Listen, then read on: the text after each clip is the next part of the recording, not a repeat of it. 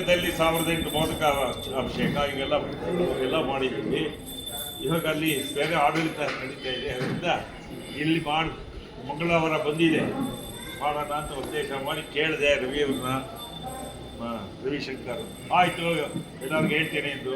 ನಮ್ಮ ದೇವಸ್ಥಾನದವರು ಅಲ್ಲಿ ಇದ್ದವರು ಅವರೆಲ್ಲ ನಾವು ಬರ್ತೀವಿ, ನಾವು ನಮ್ಮದು ಜೊತೆಗೆ ಸೇರ್ತಾರೆ. ಅವರು ಒಂದು 20 kg ತಂದ್ಬಿಟ್ರು ಸಾಯಂಕಾಲ. ಎಲ್ಲ ಸೇರಿ ಇವತ್ತು ಮನ ತೃಪ್ತಿಯಾಗಿ ಕೂತ್ಕೊಂಡಿದ್ದಾನೆ ಭಗವಂತ. ಯಾವತ್ತೂ ಒಳ್ಳೆ ಕೆಲಸನ ಬೇಗ ಮಾಡಬೇಕು, ಕೆಟ್ಟ ಕೆಲಸ ನಿಧಾನ ಮಾಡಿದ್ರು ಪರವಾಗಿಲ್ಲ. ಇದಕ್ಕೊಂದು ಉದಾಹರಣೆ, ಮಹಾಭಾರತ ಯುದ್ಧ ಮುಗಿದ ಮೇಲೆ ಧರ್ಮಪುತ್ರರು ನೀತಿ ಕೇಳ್ತಾರೆ ಕೃಷ್ಣನ್ಗೆ. ನಾನು ಹೇಳಲ್ಲಪ್ಪ, ಭೀಷ್ಮರ ಹತ್ರ ಕೇಳು. ಭೀಷ್ಮರು ಹೇಳ್ತಾರೆ ನಿಂಗೆ ನೀತಿ ಅಂತ ಹೇಳ್ತಾರೆ. ದ್ರೌಪದಿನೂ ಕರ್ಕೊಂಡು ಹೋಗ್ತಾರೆ ಧರ್ಮಪುತ್ರರು. ಭೀಮಸೇನ, ಅರ್ಜುನ, ನಕುಲ, ಸಹದೇವ, ದ್ರೌಪದಿ ಎಲ್ಲರೂ ಹೋಗ್ತಾರೆ. ಭೀಷ್ಮತ್ ಹೋಗಿ ನಿಂತ್ಕೊಂಡಾಯ್ತು. ದ್ರೌಪದಿ ನಗ್ತಾಳೆ, ಜೋರ ನಗ್ಬಿಡ್ತಾಳೆ.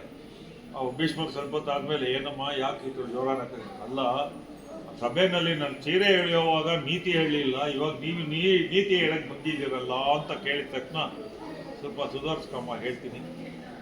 ದುರ್ಯೋಧನನ ಊಟ ಮಾಡಿದೆ, ಆ ರಕ್ತ ಮೈಲಿ ತುಂಬ್ಕೊಂಡ್ಬಿಟ್ಟಿತ್ತು. ಅವನ ಅಯೋಗ್ಯ, ಅವನ ಪಾಂಡ್ರನ್ನ ಏನೆಲ್ಲ ಮಾಡ್ದ, ಬೆಂಕಿ ಇಟ್ಟ, ವಿಷ ಕುಡಿಸ್ದ, ಇಷ್ಟೆಲ್ಲ ಮಾಡಿದ್ದ. ಅವನ ಅನ್ನ ತಿಂದಿದ್ರಿಂದ ನನಗೆ ಆ ಥರ ಬಂದ್ಬಿಟ್ಟು ಬುದ್ಧಿ ಬಂದ್ಬಿಡ್ತು.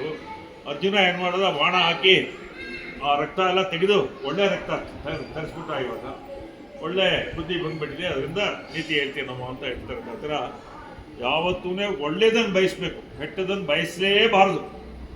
ಕೆಟ್ಟದ್ದನ್ನು ಬಯಸಿದ್ರೆ ತಪ್ಪು, ಒಳ್ಳೆಯದನ್ನು ಬಯಸ್ತಾನೇ ಇರಬೇಕು. ಆ ಥರ ಒಂದು ಕೀರ್ತನೆ ಹೇಳ್ತಾರೆ, ಸಜ್ಜನ ಸಂಗಂ ಭಜರೆ ಕ್ಷಣಮಪಿ ದುರ್ಜನ ಸಂಗಂ ತ್ಯಜರೆ. ಸಜ್ಜನ ಸಂಖ್ಯೆ ಹರಿಸ್ಮರಣ, ದುರ್ಜನ ಸಂಖ್ಯೆ ಸ್ತ್ರೀ ಸ್ಮರಣ.